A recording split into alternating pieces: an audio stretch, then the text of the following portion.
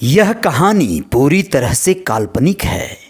इसमें लिए गए व्यक्तियों अथवा स्थानों के नाम यदि आपसे मिलते हैं तो यह महज एक संयोग मात्र है। यह किसी भी व्यक्ति मृत अथवा जीवित से संबंध नहीं रखती। यह सिर्फ और सिर्फ आपके मनोरंजन के लिए बनाई गई है। हिंदी स्टोरी पर पुनः एक बार आप सभी का स्वागत है। नमस्कार। आप लोगों को आज कहानियों के इस सिलसिले में उसी कहानी को क्रमशः आगे लेकर चलेंगे जिसे आपको सुनाया था, इंतजार की वो रात, जिसमें शालिनी और राजीव की प्रेम कहानी दिखाई गई थी और ये भी बताया गया था कि शालिनी राजीव से मिलने तो आई थी लेकिन राजीव ने दरवाज़ा ही नहीं खोला, जबकि राजीव तो शालिनी के साथ पूरी रात बिता चुका था। ये क्या वाकया था? राजीव यह सोचकर हैरान था। छत पर जब उसे देखा और उदास देखा तो वो कुछ समझ न सका। कहानी को यहीं से आगे लेकर बढ़ेंगे और आज आप लोगों को बताएंगे कि आखिर असल माजरा क्या था। आप लोगों को बताते हैं कि राजीव जब ये सोच रहा था कि शालिनी तो आई थी लेकिन शालिनी ये कह रही है कि मैं दरवाजा ही नहीं खोला, वो हैरान था। कुछ पल के लिए उसकी पलकें झुक गईं। वो इधर उधर देखने लगा और फिर शालिनी की ओर देखा तो शालिनी अपने छत से गायब थी। वो बहुत बेचैन हो गया। उसे लगा कि आखिर क्या हुआ है, पता करना चाहिए। और फिर वो घर से निकला और शालिनी के घर की तरफ जाने लगा। उसके घर जब जाता था वो तो बाहर अपने मोटरसाइकिल की हॉर्न बजाकर इशारे किया करता था और शालिनी खिड़की से उसे देख लिया करती थी। लेकिन आज ऐसा नहीं हुआ। आज ऐसा नहीं हुआ। शालिनी खिड़की के उन पर्दों को नहीं हटाई, खिड़की से राजीव को देखने नहीं आई। राजीव यह सोचकर और भी परेशान हो गया। उसे लगा जरूर कुछ हुआ है, जरूर कोई बात हुई है। शालिनी आई थी लेकिन मैं दरवाजा नहीं खोला। यह सोचकर वो घबरा सा गया कि शालिनी तो मेरे साथ रात गुजारी थी। तो असल में हुआ क्या था आप लोगों को बता दें। वह पूरे दिन इस टोह में रहा कि शालिनी की एक झलक पा जाए, लेकिन शालिनी दिखी नहीं, न छत पर न खिड़की पर। वह अगल बगल के कुछ लोगों से पता करना चाहा, लेकिन शालिनी किसी को नजर नहीं आई।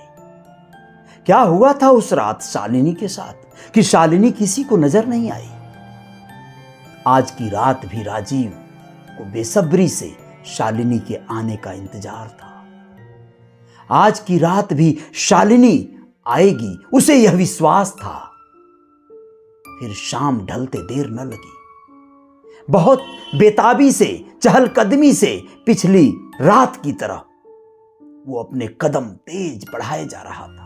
अपने घर में परेशान था। वो चाह रहा था जल्दी से जल्दी ये शाम रात में ढल जाए और फिर से शालिनी उससे आकर लिपट जाए।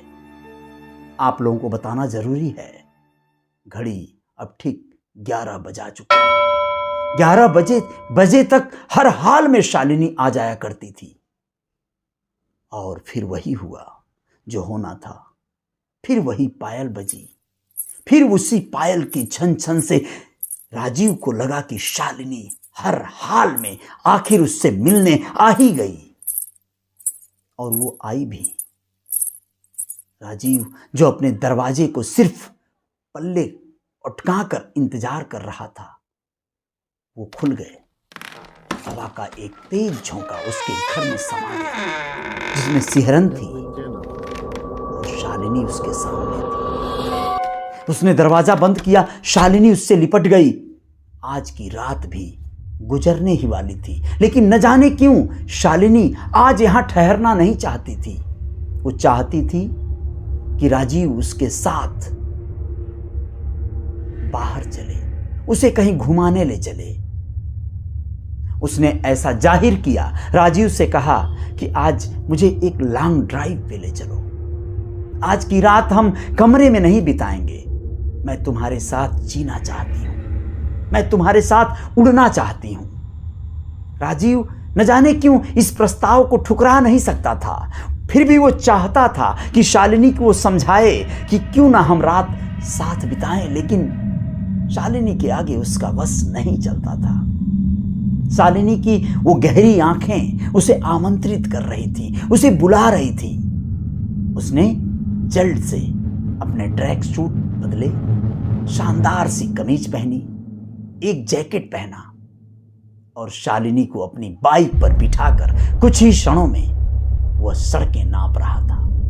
जो सर्द रात थी उसे भीगी भीगी सी लग रही थी, लेकिन शालिनी उससे लिपटी थी तो गर्माहट बनी हुई थी। वो चले जा रहा था तेज रफ्तार में सुनसान सड़क पर, और फिर उसे पता नहीं क्यों ऐसा लग रहा था कि वो शहर से दूर जा रहा है, शहर को छोड़े जा रहा है। कुछ ही समय में शालिनी ने उसे रुकने का आह्वान किया, इशारा किया।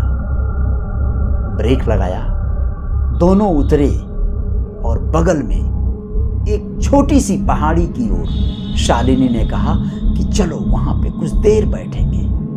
रात का समय था, ये वो जगह था जहां पे आमतौर पे ठहरा नहीं जा सकता था। फिर भी न जाने क्यों राजीव उसकी बातों में आता ही चला जा रहा था। उसका वश नहीं चल रहा था। शालिनी जैसा कह रही थी वैसा ही न जाने क्यों उसे करने को मन हो रहा था। वो पूरी तरह से सम्मोहित हो रहा था।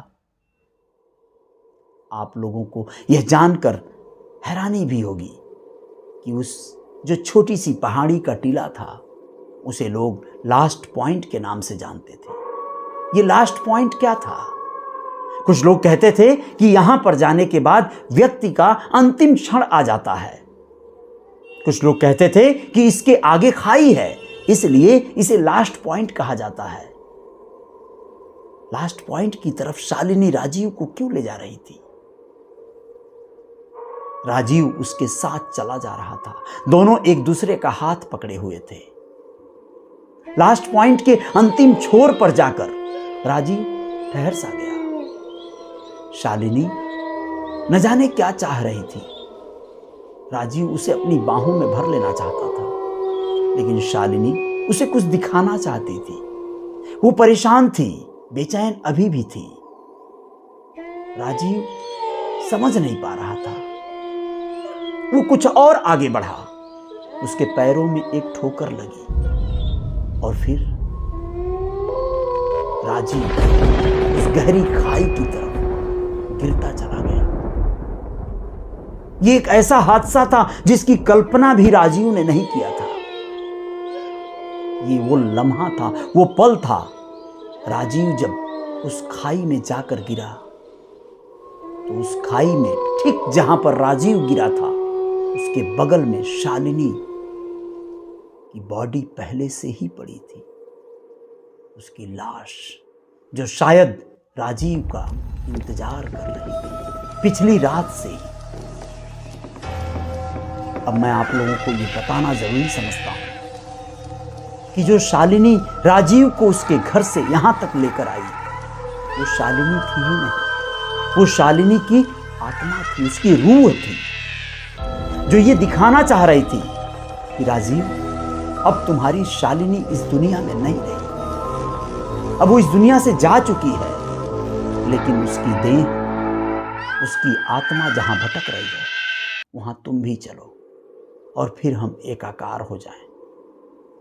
कुछ ही क्षणों में राजीव उस पहाड़ी से गिरकर जो शालिनी की देह के ठीक बगल में गिरा था दम तोड़ देता है और वह शालिनी दोनों एक दूसरे से मिल जाते हैं एक आत्मा के रूप में।